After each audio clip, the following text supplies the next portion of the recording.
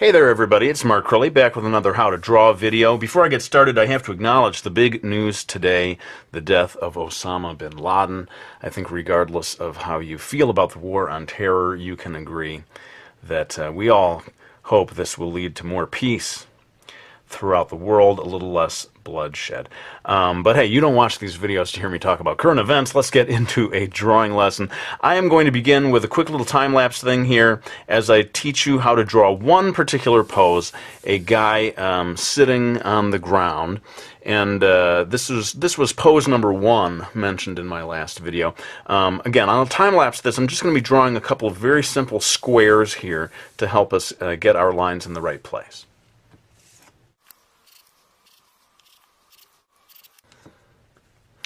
Okay, so I've got these two simple squares. I kind of like to start with something that's easily repeatable. My squares are about 3 inches on each side. And this is going to help me go in and start getting these lines in the right place. I'm going to start by drawing this guy's head. Notice in the pose that I'm drawing here, that's a little further to the right side of the square than to the left. And then I'm going to go in here and put a line that is sort of a basic guideline for his shoulders. Now, when I get to the final drawing, his real shoulders will not actually follow this line, but this sort of helps us get some of these other lines in place. Now notice the line of his back comes down here until it pretty much reaches the left line over here. I'm going to have it curve down right around here, throw in a line for, sort of turn this whole thing into a big curving rectangle almost. A lot of people don't like guidelines, and if you don't, just skip this part and you can move on to the details later on. I'm doing one of his legs here. It's going to come up until it just passes that middle line of the 2 squares, and then shoots down here. I'm going to put in just rough lines for one of his feet. Then another rough, and I'm just sort of doing the outer edge of this because this is all going to get replaced later on, but this is going to be the line of the second leg as it comes back down towards the 2 feet sort of come together at this point.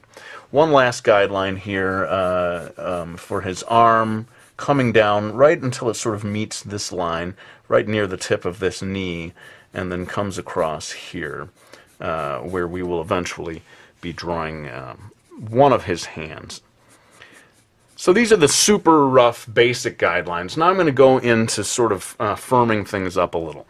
I'm going to put a sort of crosshair type line here that will eventually show me where to put the eyes, the nose, the mouth, etc. Put a basic guideline in here of the neck, and as I said, the shoulders actually kind of slope a little more in real life. And I'm going to indicate just a little bit of a curve here of his shoulder.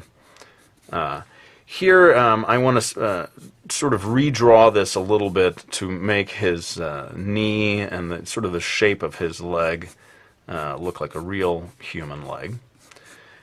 And we're going to get a second line in here for the other side, sort of his the lower half of his leg.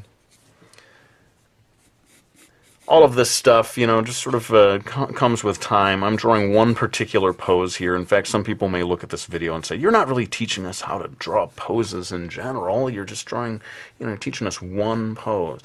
And I can try to do later on a video that's more like how to draw poses in general. But the truth is, I think it's always a combination of drawing poses in general and memorizing particular poses. That's the way it works for me. I sort of study anatomy.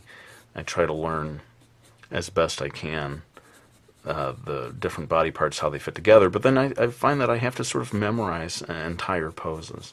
So you can see me taking what were these very basic stick figure lines of the legs and sort of making them have more mass and more weight and look more like real legs. Now it's time to get this other arm in place. The guy is sort of like resting his head on his hand, sort of thinking about something or whatever, and so we get a couple of lines in here to indicate the other hand, and maybe just a little bit of the shoulder. The other shoulder you can see just tucked around there. And I think at this stage you've kind of at least got the proportions of this particular pose in place. Now we can start to move on to greater details. I'm trying to do as much of this in real time as I can, but I may have to cut to more of a time-lapse thing towards the end. Let's go ahead and I'm going to draw what are supposed to be like headphones. This guy, I don't know, sort of randomly decided that he's sitting listening to music. So I'm going to sort of rough that in. And you can't really see the other side of his head in this pose, so it's enough to just get the basics of that in place. Then I could spend a whole video talking about the placement of the eyes, the nose, the mouth, and so forth, so sort of bear with me here as I dash this part in rather quickly. I think if this is more of a video about the pose in general rather than getting too much into the details of the face. So I've got that in place. I'm going to just dash in quickly some indication of his hair.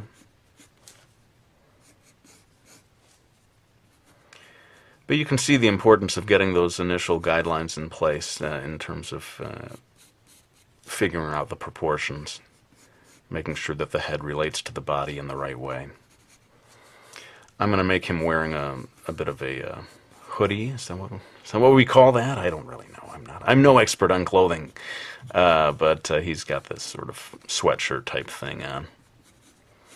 And it's at this stage that we really start getting more and more into the actual details of the drawing. And I did a video a while back on the clothing folds. I think we can always use more videos like that.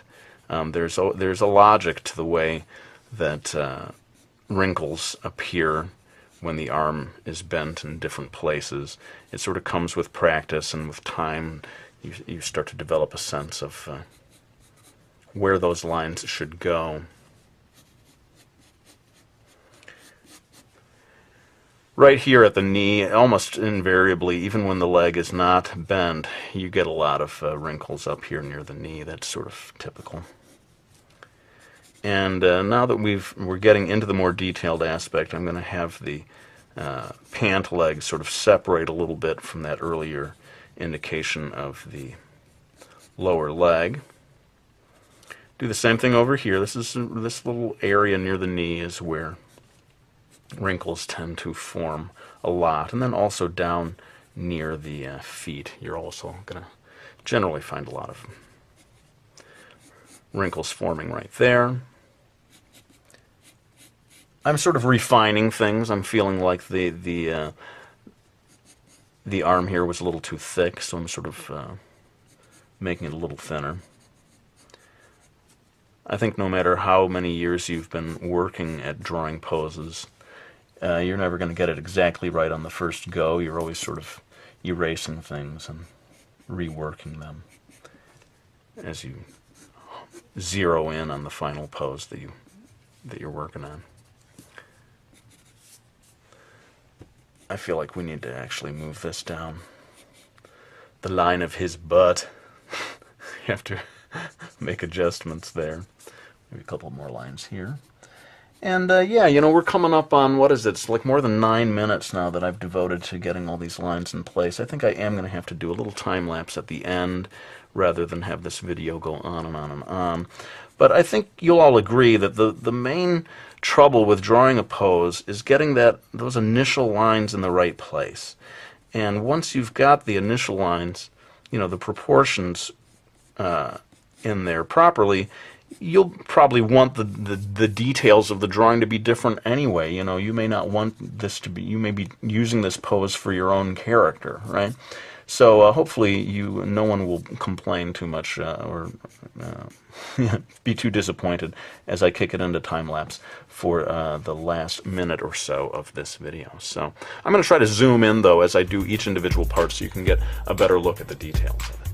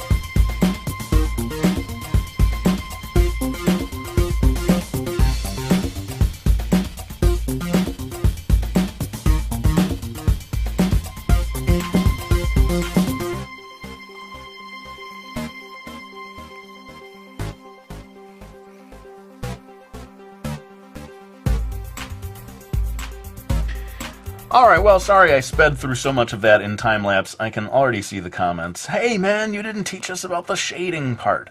Looks like I will have to do another video that focuses on shading. In the meantime, let me go ahead and thank anyone who has supported me by getting my graphic novel series from HarperCollins called Miki Falls. There are 4 books in this series. We've also got a new series from Dark Horse Comics, Brody's Ghost, Book 1 and Book 2. I really do greatly appreciate you guys getting those books and for giving me your feedback on them. For now, though, I think I better put the pencil down. And as always, thank you for watching my videos, and promise that I will be back with another one real soon.